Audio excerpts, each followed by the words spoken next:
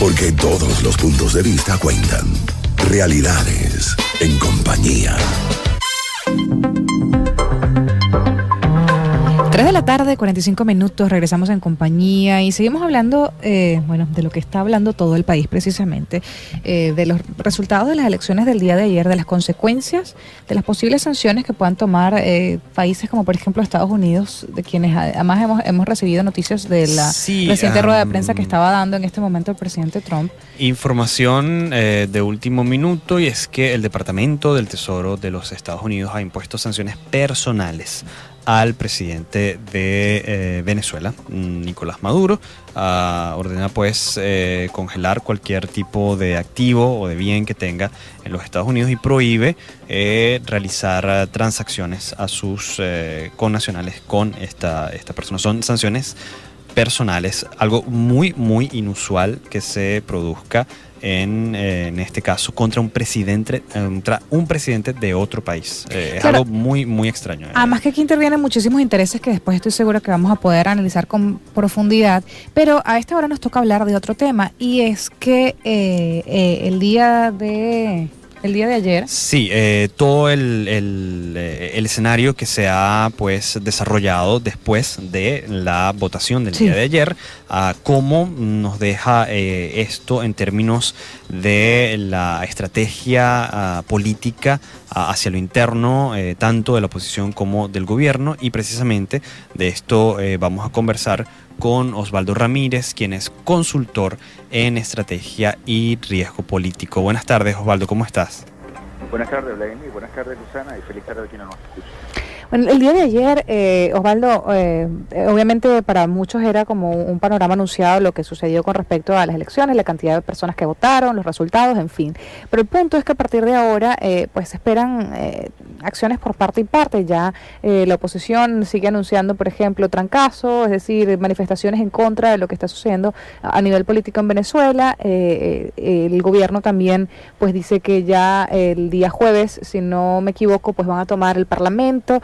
Y, en fin, hay muchas acciones que se están desarrollando en consecuencia de las elecciones del día de ayer, pero en este momento, ¿cómo nos encontramos y qué es lo que vemos que probablemente pueda suceder en los próximos días en Venezuela?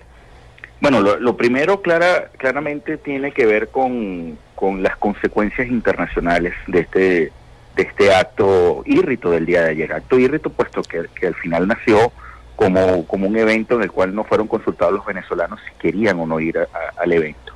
Lo primero, en lo internacional, bueno, ya tienen una primera muestra, la que la estaban diciendo ustedes al principio, otra sanción más a título individual, pero que esta sí tiene unas consecuencias mayores. Esas consecuencias mayores es que al ser el presidente del país, el máximo cuentadante, la persona que representa a la República, literalmente la República queda prohibida, tiene una especie de veto importante para poder hacer comercialización, negocios con los Estados Unidos, a pesar de ser individual, insisto.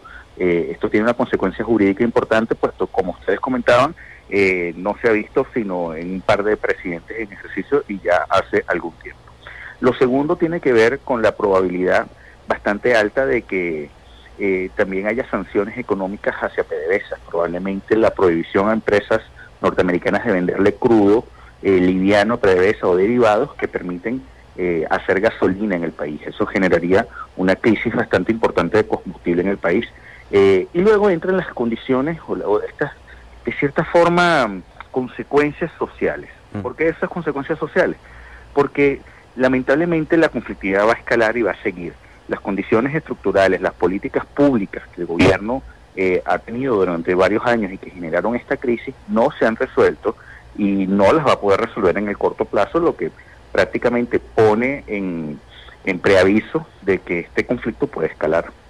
Así es, estamos conversando con Osvaldo Ramírez, consultor en estrategia y riesgo político. Como tú bien lo mencionas, Osvaldo, las consecuencias para la población en general, para nosotros, que estamos en medio de todo este terremoto político, social, económico, humanitario, son obviamente las que uno más teme, las que más resiente.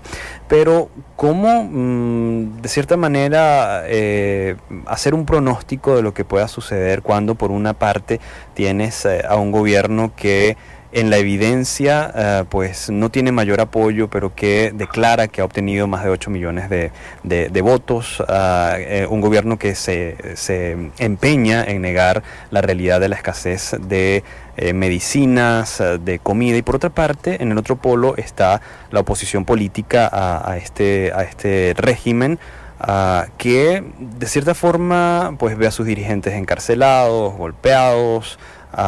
¿Qué esperarse en un escenario como este? Mira, lo primero, muy claro, bueno, que yo creo que el acto de ayer termina de sembrar esas dudas sobre el sistema electoral venezolano. Mucha gente tenía, de hecho, más del 65% tenía dudas acerca del nivel de imparcialidad del Consejo Nacional Electoral, y con los números de ayer inflados, visto dos cosas. Lo primero, el acceso de cierta forma por fuentes internas del mismo Consejo Nacional Electoral, que estuvieron durante todo el día indicándole a la mesa de la unidad cuántos votos había en realidad, y segundo, al ver los ciudadanos los centros vacíos, y al no haber garantías de transparencia, observación internacional, posibilidad cierta de determinar si los centros estaban nucleados, no estaban nucleados, que muchos no fueron abiertos en el país, termina de sembrar unas sombras importantes, y eso va a tener que generar eventualmente un cambio en el sistema electoral. Sí. Pero por otra parte, quizás entrando en lo micro, en lo que lleva el ciudadano día a día, lo primero es que estamos entrando ya desde hace una semana en un estado de incertidumbre y terror absoluto. Las muestras de esas pequeñas ventanas de oportunidad para poder hacer cualquier cosa, desde comprar víveres o hacer una diligencia que va de 7, 8 de la mañana a 12 del día porque van a trancar, esa situación de zozobra, esa situación de efectivamente interpretar que no tengo acceso a información, termina generando un estado de posible anarquía, incluso gente que no quiere seguir las directrices de la unidad, claro, y simplemente deciden actuar de acuerdo a lo que consideren ellos y un grupo de vecinos. Como ya ha pasado, de hecho. Y que es precisamente lo que está generando también mayor inquietud y mayor zozobra, porque si hay bien muchísimas personas que tal vez no están de acuerdo con lo que está sucediendo a nivel político en el país, tampoco están de acuerdo con los niveles de violencia que se han incrementado y que además podemos decir que son de parte y parte. Sí, mira, porque en el fondo lo que está haciendo es una respuesta anárquica.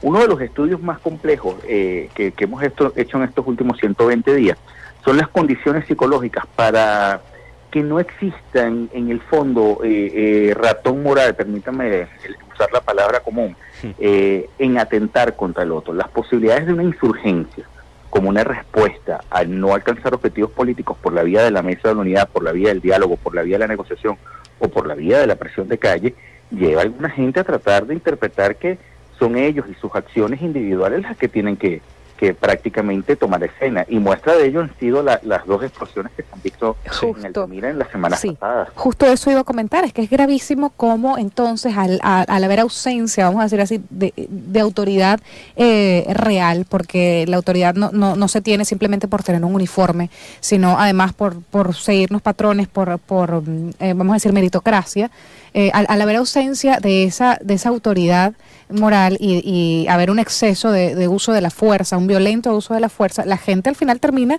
haciendo lo que hicieron en Altamira, por ejemplo.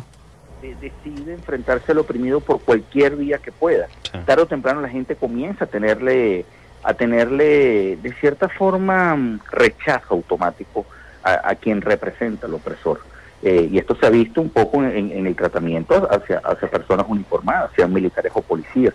Pero por otra parte, quizás lo que más me preocupa a mí en este momento es el estado en el cual la gente también no está dispuesta a seguir directrices, y tiene que ver un poco con la cultura política de yo soy el cacique, yo soy el que más sé, yo no estoy dispuesto a aceptar directrices de nadie porque no me gustan o porque no se adaptan a lo que yo aspiro, y eso parte un poco del hecho de la asimetría de información.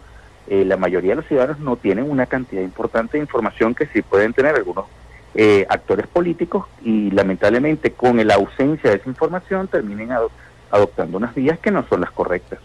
Así es. Osvaldo, muchísimas gracias por estos minutos. ¿Alguna dirección en las redes sociales donde la gente pueda seguir tu trabajo? OSWRAM, de Osvaldo Ramírez. Muchísimas gracias, Osvaldo Ramírez, consultor en estrategia y riesgo político.